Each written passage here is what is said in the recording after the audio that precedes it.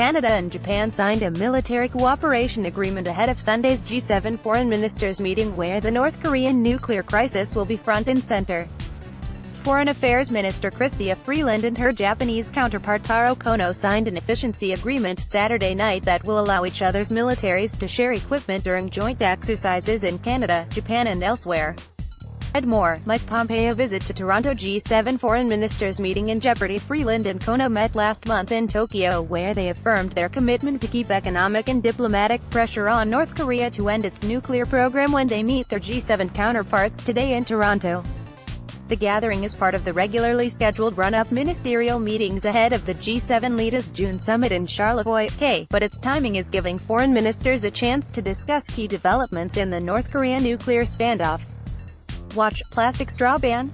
Trudeau will look to G7 leaders to take the lead. Their meeting comes days after North Korea pledged to suspend testing of its nuclear and long-range missiles and close its nuclear test site, and days ahead of this week's historic summit between North Korean leader Kim Jong-un and South Korean President Moon Jae-in.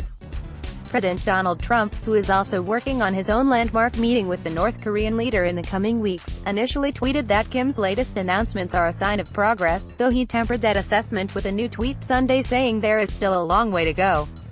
Read more. Trudeau defends usefulness of G7 meeting to be held in Quebec. Freeland also wants the disruptive influence of Russia in the West to be a top agenda item, and has asked Ukrainian Foreign Minister Pavlo Klimkin to join part of today's talks, going so far as to host him, along with other ministers, at her home for brunch.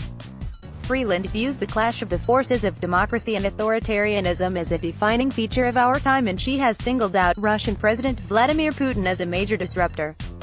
Watch, human rights groups worried police will abuse power at G7 later Sunday. Freeland announced that she and the European Union's High Representative for Foreign Affairs, Federica Mogherini, will co-host a meeting of women foreign ministers in Canada this September.